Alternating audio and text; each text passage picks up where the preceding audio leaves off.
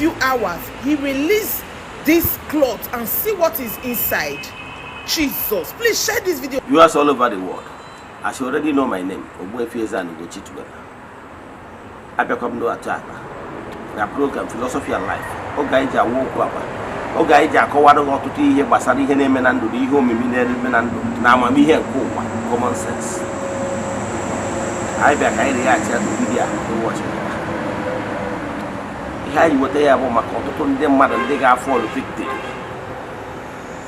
They say, there were about many magic. Money doubler. My brother, my sister, here I now for the more you look, the less you see. Here I imagine the money. My brother, money. You know, Talia? Sense again, I got here. Till I want to follow a victim. Would you head to other a go noble than Nagan and Nigeria with serial number from CBN? Yes, any legal tender, real money. Have you asked yourself if this person can actually be producing money on his own?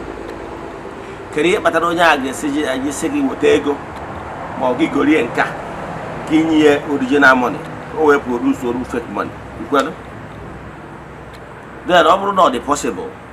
Kariye onya na stress zero onwe ebe na Facebook mo anywhere na convince ndị mmadụ ki wotego ko we mere nke ọ na-ejizi ego nke ahụ nwere we na-eme ọ dị real ọ ga na-egwu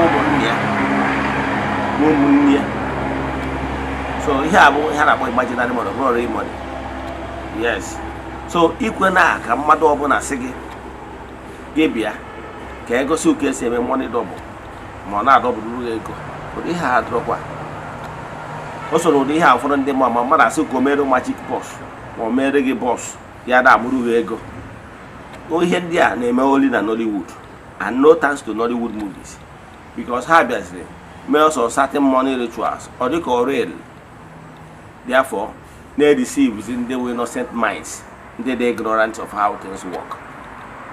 So, over a mother of a second, they are now multiply ego, so they now multiply ego, so what they go can multiply. Yasin and care will multiply again, the mother.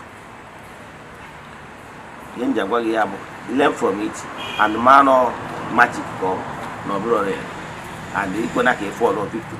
Learn, watch it, and learn from it. Thank you. My people, take a look at this video and see what is going on here.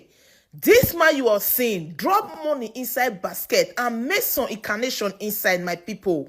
After some few hours, he released this cloth and see what is inside. Jesus, please share this video. Let everybody see this video. My God, what is this?